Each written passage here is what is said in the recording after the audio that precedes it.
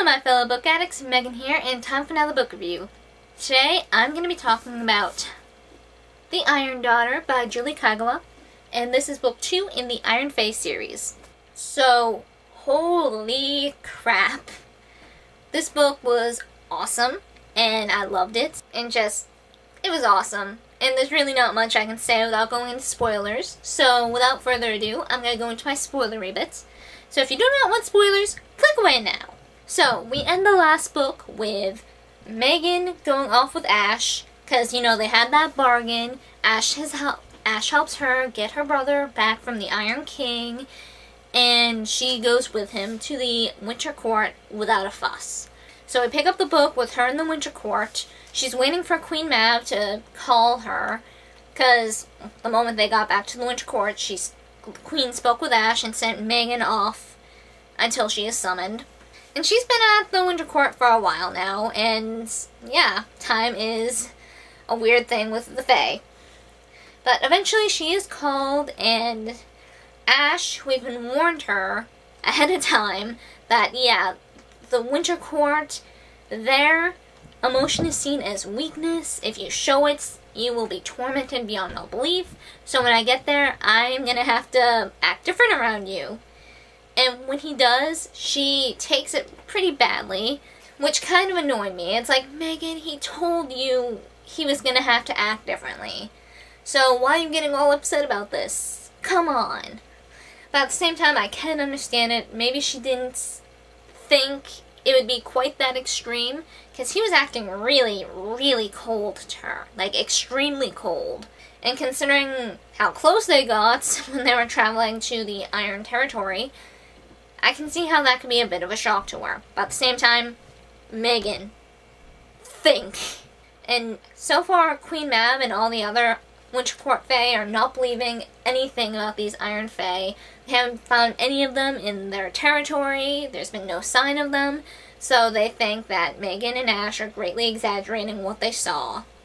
Which is a pretty stupid move if someone tells you, yeah, there's these creatures now that are poisoning our home and can easily kill us. You would think you would take that a little more seriously and not brush it off just because you don't find any proof right away. Yeah, we see more of Ash's brothers, Sage and Rowan. And holy crap, Rowan is a dick. I want to punch him. Oh my god. Sage we don't see too much of. Not that it matters, because Sage gets killed by Iron Fae. And the Scepter of the Seasons, which is in control of the Winter Court right now, the Scepter of the Seasons is kind of transferred among the Summer and Winter Courts, depending on what time of year it is. So it's winter, so the Winter Court has it. And the Iron Fae steal it, and they kill Sage, and Megan is there, and Queen Mab kind of freaks out.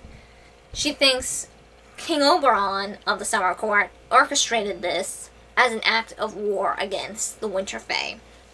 And she's really pissed off at Megan because she doesn't believe a word Megan says when she says it was the Iron Fae. So she punishes her by freezing her solid alive. Ash finds out and actually busts her out. Rowan stumbles across this and fights Ash. Megan and Ash somehow miraculously get away and out of the Winter Court, and we find out that Rowan is actually in league with the Iron Fae. He is power hungry and he realizes, hey, these Iron Fae, they're gonna take over and destroy our home, so why not join them? And him and Thornguards are convinced that they can make themselves like the Iron Fae by consistently exposing themselves to iron. And they actually wear iron, like, under their gauntlets as kind of a pledge and a way to build up tolerance to iron, which doesn't work. It'll just kill you very, very slowly and make you go insane. So Megan and Ash are running for their lives, and guess who joins them? None other than Puck. And he comes just in time because they're fighting against some Iron Fae while they're trying to escape the Winter Court. And Puck jumps in and helps them beat them. And it's so good to have Puck back because I love Puck and his personality. And he just adds some much needed humor to everything. So Ash is like, oh, this is convenient. Good fellow. Take her back to the Summer Court. And he has this really stern talk with Megan, like, yeah, we can't be together. It is against the ancient laws for summer and winter to be together romantically. This is not possible. We can't have this. I will not turn my back on my queen. And yeah, it's just a big no-go. Basically what would happen is, if the rest of the court found out that they both cared for each other like this, they would either have to renounce their love to each other and swear never to see each other again.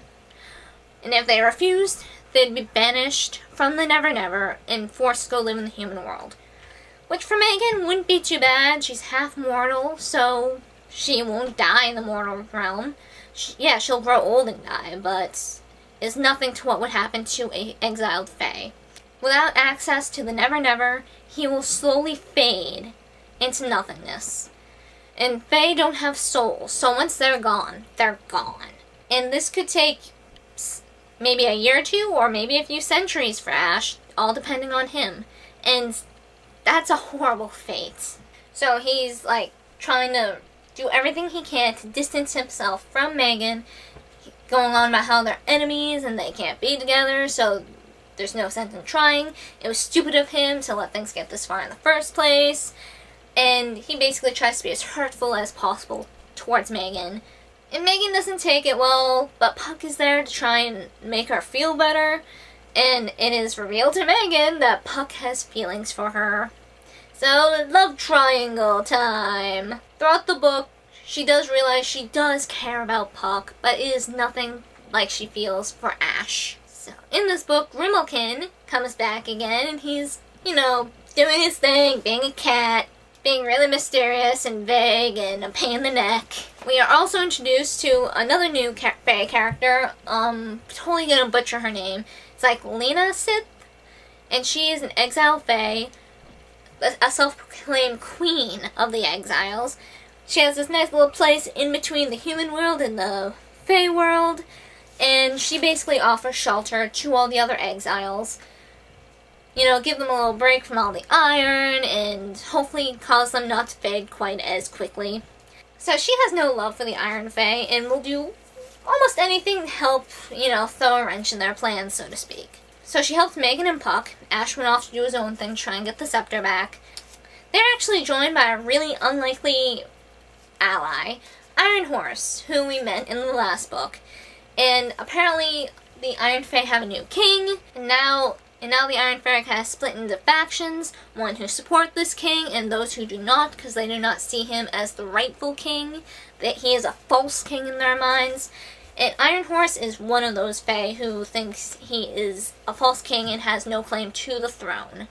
So he is more than happy to help Megan and Puck, screw him over. So he says he'll help them with finding the Scepter of the Seasons, and yeah, he helps them out. Puck is extremely nervous about this because it's an Iron Fairy. So between all of them, Grimalkin, Lena Sith, Iron Horse, and everybody, they find the scepter and try and get it out. But it's being guarded by another Iron Fairy, whose name is Virus, and she was also one of the lieutenants of the previous Iron King. And she doesn't support the new king either, but she wants to take power for herself. She wants to overthrow him and replace him. And she's a hard one to beat. She's a very powerful Iron Fae, and she has all these little bugs at her disposal to, reprogram human and cause Fae to go insane. She actually has Ash under her command. She has found a way to get one of her reprogramming bugs into his head and basically screw him up and take control over him. And since her little bug is iron, it causes him severe pain in the process.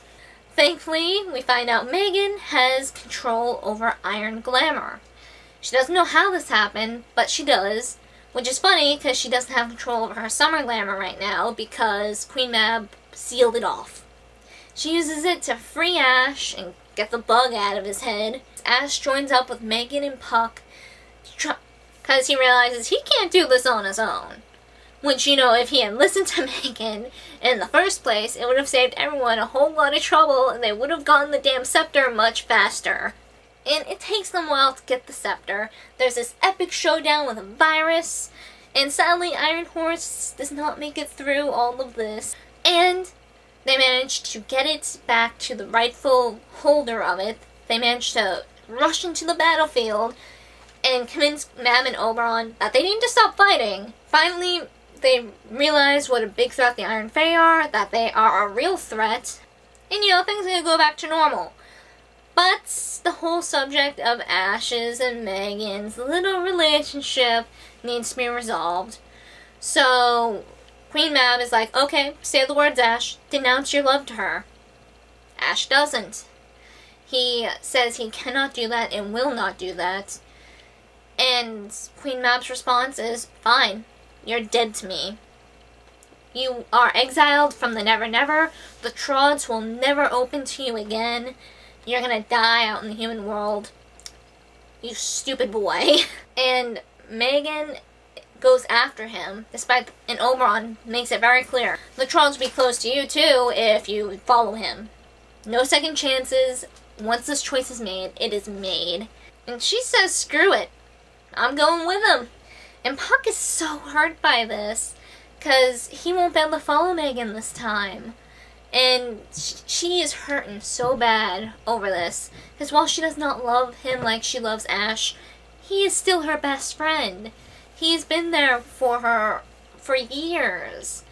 And it hurts to say goodbye to him, but she needs to do this. So she does, and we end the book with Megan and Ash out in the human world, being happy together, and they're gonna go back to Megan's home and make life there. So I thought that was really sweet, but, of course, there's still a few books left, so yeah, something's gonna happen.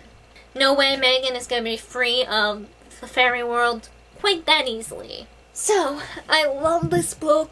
I just love Julie Kagawa's writing, and it's brilliant, and I love it. And I can't wait to pick up The Iron Queen. So, that will be it for this book review, and I hope to see you guys next time. Keep on reading, my fellow book addicts. Keep on reading.